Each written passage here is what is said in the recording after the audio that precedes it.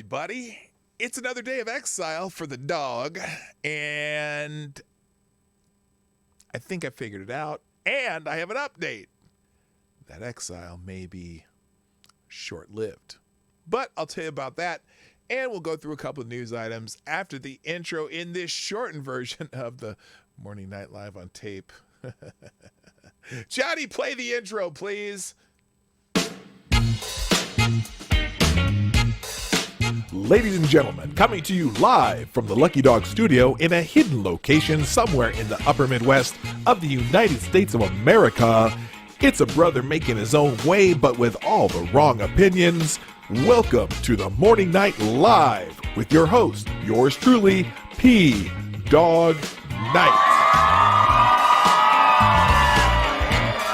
Stop the music. Good morning, everybody. Welcome to the Morning Night Live. I'm your host, Marty, also known as Dawg Knight on the internet, and welcome to the Dawg Knight Channel. It's Tuesday, the 27th of April, 2021, and I'm glad you're here with me. All right, it's not really morning, but this is the Morning Night Live, and I did stream this morning on DLive and on Twitch.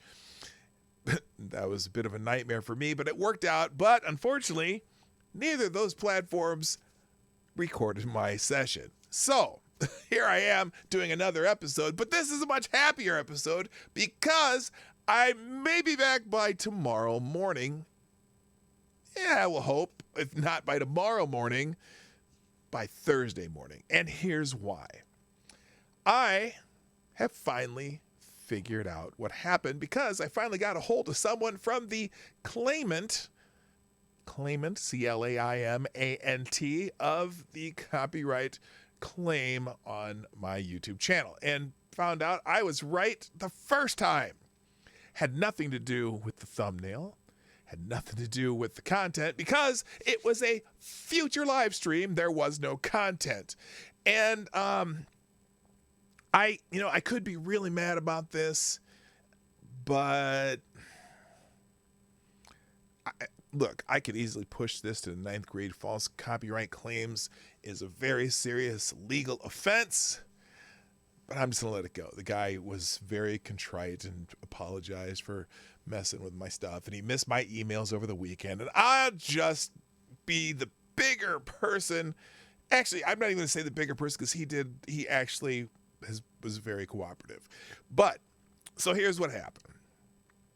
As you know, I had 2 streams set up on Friday. One that I was going to do in the morning, my normal Morning Night Live show. And then 2, I set up one for late Sunday night so that I could stream sometime before that. I didn't want people waiting in the chat thinking I'm going to be streaming at a specific time. So I put it for late Sunday night, knowing that I would probably stream one more time over the weekend during my lovely time at the Drake Relays in Des Moines, Iowa. And it's a running website. I'm not even going to name it. I'm not going to name the guy. I don't want anyone contacting them. I don't want anyone being mad at them. But made a copyright claim on the stream for Sunday night. Now, my first reaction was, wait a minute. How do you make a copyright claim on a video that has no content? Zero content. I hadn't streamed it yet. And that I got really upset, and I wrote a letter. I went super Karen on YouTube when I figured it out, and immediately asked them, well, what the hell are you talking about? There's no content on this. How can you make a claim on a video with no content? And I was really mad, and I'm thinking, well, maybe it was at first I thought it was my university. And so I wrote the person who made the claim. And in fact, I'm going to go find that right now. Let's see, go to my sent here. And I wrote this to this gentleman. First email was, where's my first email? All right, so because first I thought my first reaction was maybe Drake University, which is very, very, very protective of their brand of the Drake relays. Maybe they were doing it. So I thought it was related to the university. Somehow this person was related to the university, even though they had a Gmail account, which was weird to me. So I wrote, hey, my name is Marty Johnson, class of 88. This morning I was about to go live on YouTube, discovered I had received a copyright strike on my YouTube channel from you, and I am assuming Drake University. I assume that is because I used the word Drake Relays in the title of the stream. When I named the stream, I had forgotten how protective the university is of the Drake Relays brand. I am respectfully asking you to remove the strike from my channel. I will happily change the name of the stream planned, which was not going to include any footage from the track meet. See, that's why I thought they would be being protected. When I say live from the Drake Relays, I thought they thought I was going to broadcast live from the track meet. For those who know anything about the Drake Relays or Drake University, which probably none of you do, except unless you listen to me talk about this before.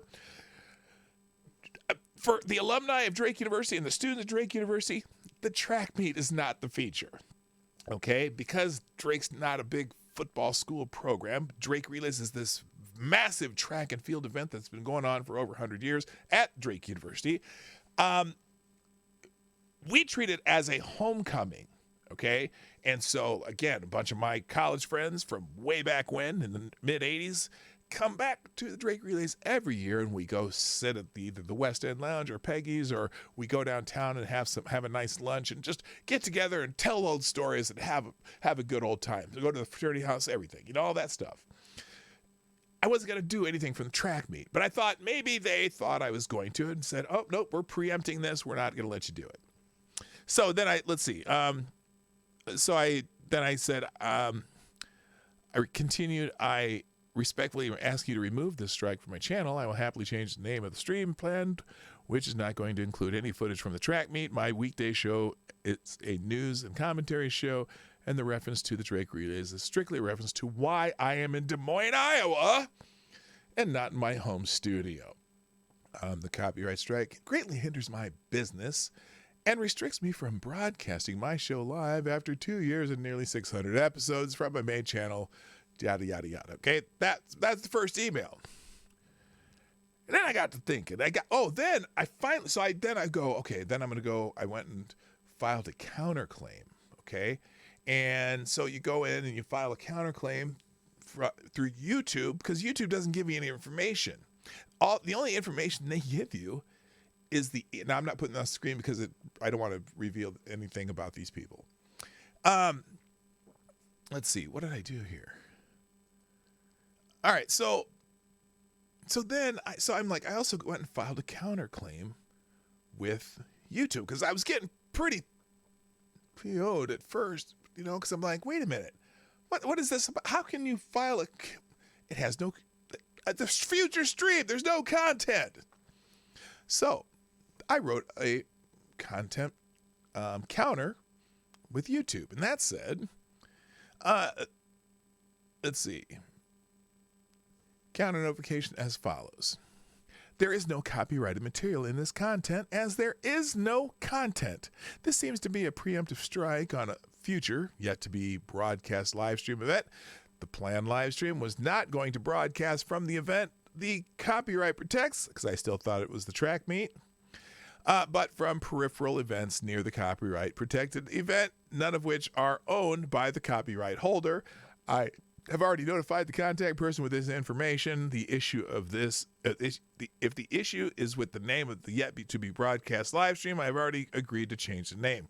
I respectfully ask who it may concern to remove the strike, and then whatever the little the boilerplate stuff they have you click on to send after that. I get a message from YouTube.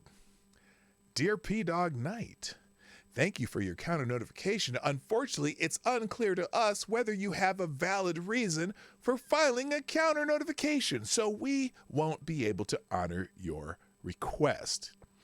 Counter notifications are only used when content has been removed as a result of a mistake or misidentification, which may include exceptions like fair use. Keep in mind that using this process may result in the claimant filing a lawsuit against you for copyright infringement, so you should evaluate your legal position before filing a counter notification. So then they say what you can do now. Ask the copyright holder for a retraction or simply wait for your strike to expire in 90 freaking days.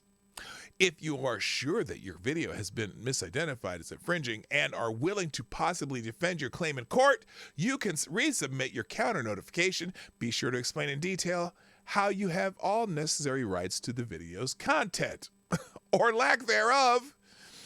If you don't know or want more information about copyright, please visit the Help Center, which you go there and you get to read all about copyright, which I don't need that at all. And then whatever, the last little boilerplate crap there. So then I started thinking about it. And I was getting pissed after I got that letter. Ooh, I was hot. So then I go to my second appeal because I thought, then wait a minute. This is still about content? There is no content. So I went back to the first guy, wrote him another email.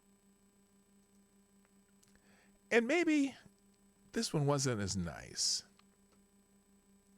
I said, "Dear so-and-so, I'm once again writing to request removal of a copyright claim that you have placed on my YouTube channel." Then I named the channel. "I'm assuming your claim is either a mistake or a malicious and illegal claim. As the scheduled live stream had not yet been broadcast yet, nor even started, and therefore had no content for which you could own a copyright. It had no content, period. Nor would the planned stream have any possible copyrighted material, particularly anything related to yada yada yada.com. I'm not going to say the name because it's not necessary, as it was to follow peripheral alumni events and not the Drake Relays events in the stadium. This strike is interfering with my business as copyright claims causes YouTube to suspend my ability to live stream for 90 days as the producer of daily live content. That is a major problem for me. Further, filing such an obviously invalid copyright claim also could have legal ramifications for you and yada yada yada.com. I'm not going to say the name. I'm going to assume for now this was just a mistake of assumptions, and I ask once again for you to remove your claim from my channel. Please feel free to contact me via email if you have questions or need further clarification. Sign my name. Cross my heart, I want you to be my lady. Okay, I get distracted when songs come into my head, as you well know. By the way, I do miss you guys right over here. I hope that within a day or so, y'all will be back right over here like I like to have, and we can talk and chat and all that stuff. Anyway, so that was that letter. And then I did file the second counter. Where the hell's my email? I did file the second counter claim. And that one, where is it? It's a little closer to the top here. Here we go. And that one goes a little something like this. To whom may concern, the copyright strike is a mistake and possibly malicious, fraudulent, and illegal interference. It is completely invalid as the video in question had no content yet. It was a scheduled live stream for the future that had not been completed. Therefore, there could not be any copyrighted material, nor would any of the planned future content of the stream infringe on anyone's copyrighted material. There was no content when this copyright claim was filed.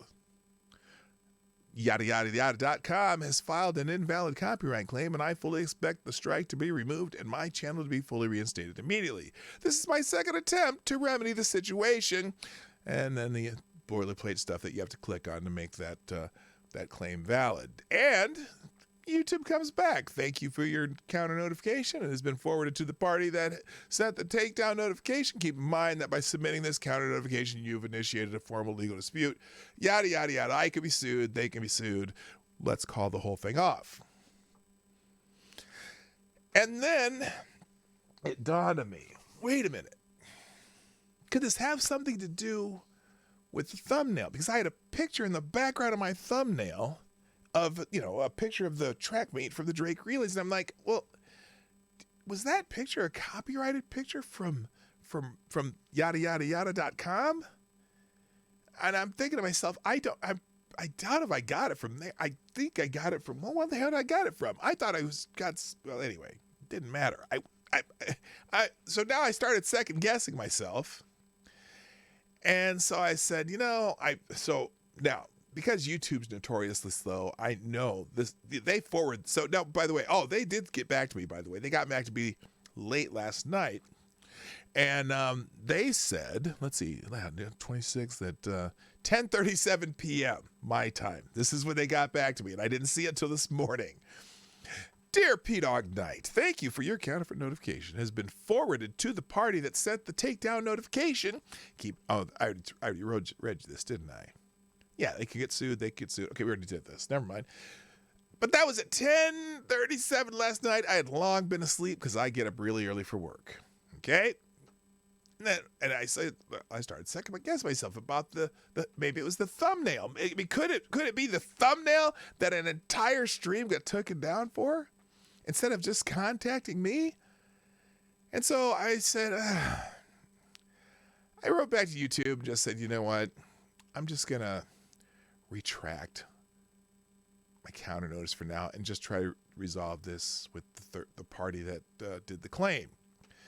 To YouTube, I'd like to retract my resubmitted counter notice related to the video referenced above. I think I figured out the copyright claim is about the photo used in the background of the thumbnail.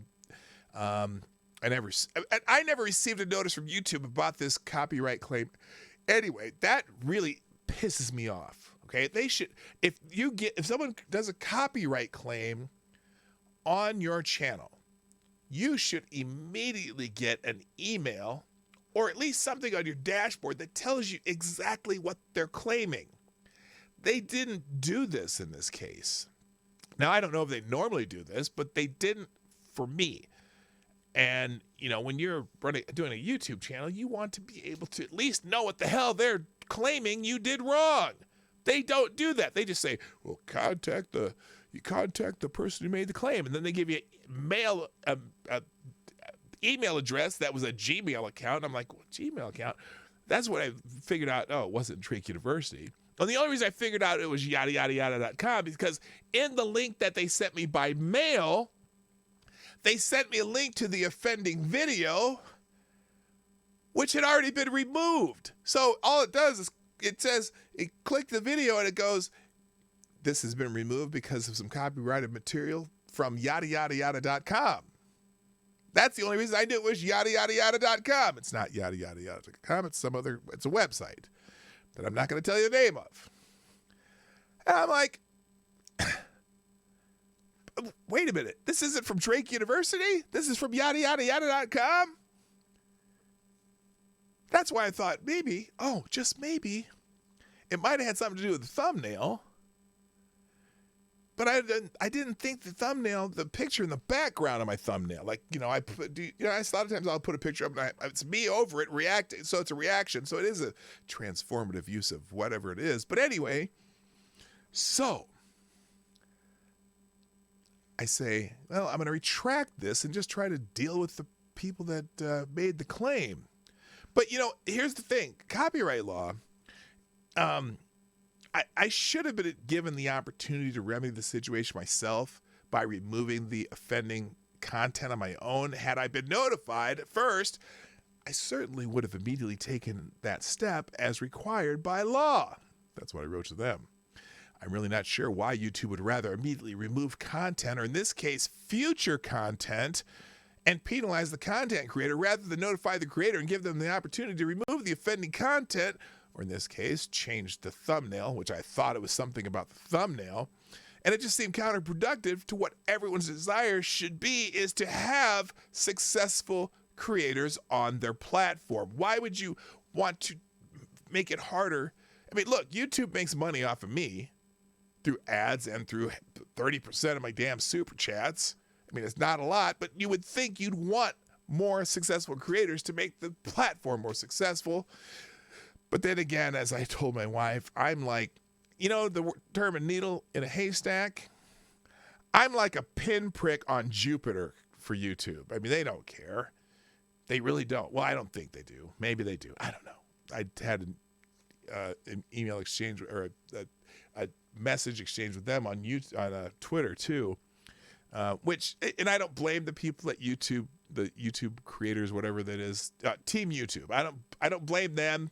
There's so many millions of us, and probably not enough of them to go through these. And they sent me a couple of boilerplate responses to my questions on Twitter too. It is what it is. So anyway, but then I got to thinking, you know what? I am confident that yada.com doesn't own the picture. Period. I know they don't own the picture. I did not get that picture from yada.com. So I went and did an image search, and lo and behold, they didn't own the picture. So now I'm like, wait a minute.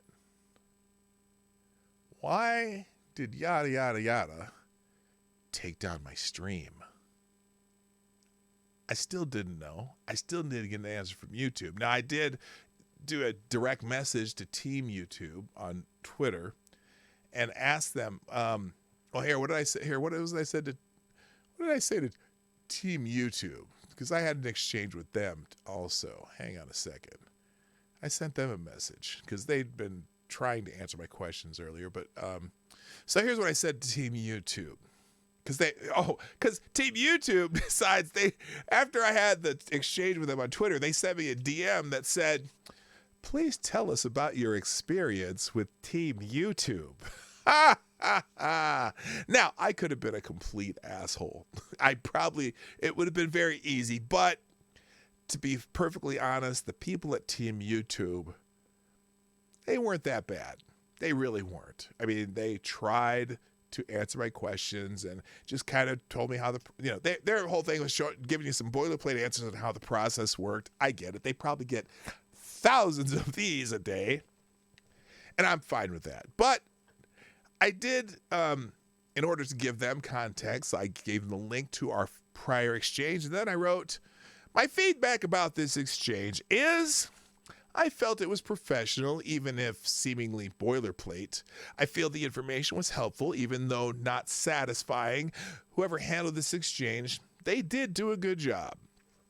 But rather than continue with this exchange publicly, I will ask my newest question here. How do I get a copy of the complete copyright claim and contact information for the claimant?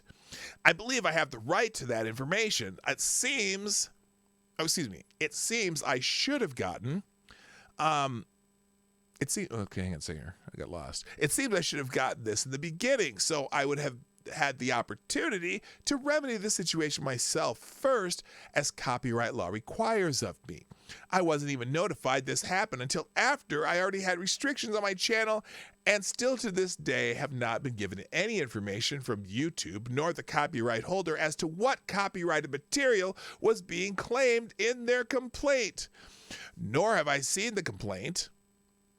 I would not be so confused about this had I received that information in the beginning. I filed a counter on this because nobody will tell me what the claimed material is.